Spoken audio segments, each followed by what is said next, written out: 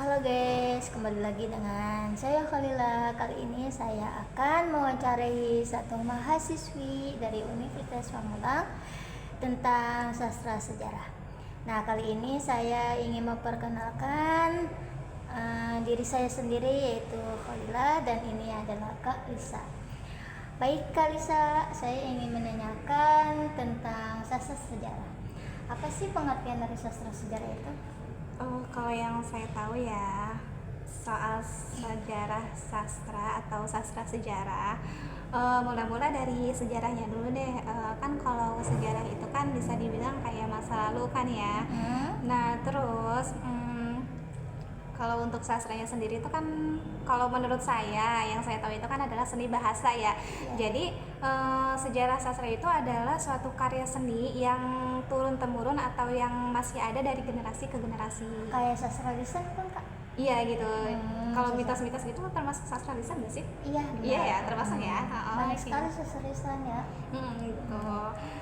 Jadi kan kalau misalkan seni bahasa itu kan, jadi setiap sastra atau setiap kayak orang menyampaikan suatu cerita kan biasanya bahasanya beda-beda gitu kan, mitosnya juga beda-beda, terus ya pokoknya beda-beda gitu lah ya. Terus apakah Kak Lisa mempunyai karya yang sudah terbit atau masih proses? Kalau untuk saya saya suka menulis, tapi kalau untuk karya yang sudah terbit itu belum ada. Oh, belum ada gitu ya. Apa yang telah ditulis-tulis karyanya? Kalau sekarang sih masih suka nulis di Wattpad gitu kan. Oh, Wattpad. Iya. Udah berapa banyak? Kalau sekarang baru ya 6 bab. 6 bab? Apa tuh judulnya Kak? Kisah-kisah romantis lah biasa. Romantis. Oh, hebat ya. Boleh gitu. Juga boleh ya. Ya boleh lah ya. Karena kan dihitung-hitung kayak gabut juga kan. Makanya ya udahlah nulis aja gitu kan. Oke, nanti bisa saya baca deh Wattpad-nya. Boleh. Kalau juga. Judulnya apa tuh Kak? Judulnya itu apa ya? Senja. Oh, Senja. Senja aja sih ya. Senja. Mungkin udah banyak sih karya-karya soal senja, tapi nggak tahu kenapa saya tuh kayak suka banget tulis kata-kata soal senja kan. Karena relate aja gitu. Kayak adem gitu ya. Adem gitu kan ya. Oh iya Kak. Terus Kakak dari daerah mana nih kira-kira? Dari daerah Ciseeng. Oh, Ciseeng. Kira-kira di sana ada tentang sejarah-sejarah nggak, kayak kebudayaan di masyarakatnya gitu? Kalau dari sejarah-sejarah itu mungkin kayak bisa dibilangnya cerita-cerita mitos mungkin ya, yang saya anggap mitos. Kayak misalkan kan kalau orang Ciseeng itu kan atau di kampung saya sendiri kan yang namanya, kakak tahu nggak sih kayak kuburan yang besar yang ada pohonnya gitu kan? Kayak pohon beringin. Iya, itu kan sebenarnya kan kayak pohon keramat gitu kan ya. Nah, kalau mitos di daerah saya itu pohon itu tuh nggak boleh kita lewatin atau nggak boleh ditunjuk pakai jari tunjuk gitu kan. Nah, nanti konon kan katanya kalau misalkan ada yang ngelewatin atau nunjuk pakai jari tunjuk itu nanti bakalannya kena imbasnya gitu. Iya, kena imbasnya gitu lah. Jadi gitu, makanya desa saya tuh kayak kental banget dengan kayak mitos-mitosnya. Masih ada sejarahnya gitu ya. Kalau boleh tahu, kira-kira sudah pernah terjadi nggak? Ada yang terjadi nggak? Saya sendiri kan emang suka penasaran ya, kayak emang ini benar nggak sih gitu kan. Makanya saya pernah tuh coba kayak udah main-main, kadang-kadang suka ya keliling-keliling di sekitar keramatnya, tapi nggak apa-apa. Cuma kalau dengar dari cerita orang, ada orang yang sakitnya parah, terus ada orang pohon beringin itu. Iya, terus ada orang lain yang bilang katanya tuh si dia gara-garanya ngelewatin pohon beringin yang ada keramatnya, katanya gitu. Itu ya. Kalau itu dari cerita orang, sedangkan kan saya sendiri nggak ngalamin. Jadi mengapa saya bilang daerah saya itu masih kental mitosnya atau apa sih istilahnya, kayak ceritanya gitu loh. Jadi kayak dari masih ada kepercayaan. Iya, gitu lah ya. Ke hal-hal yang goib gitu ya. Iya, betul. Seperti itu. Oke Kak, apa ya?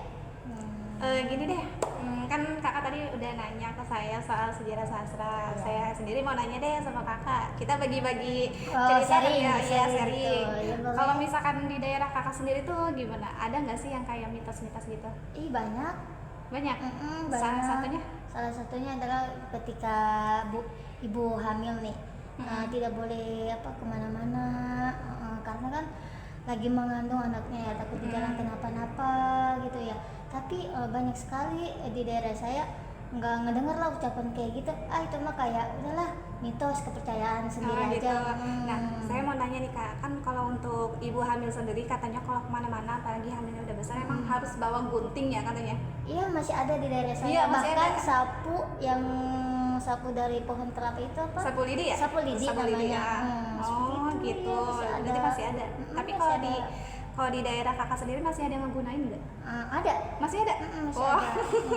Bahkan sudah lahirnya juga ada sedain sapu lidi, terus gunting kuku, terus gunting yang kecil itu yang dari besi itu, aluminium kayak gitu.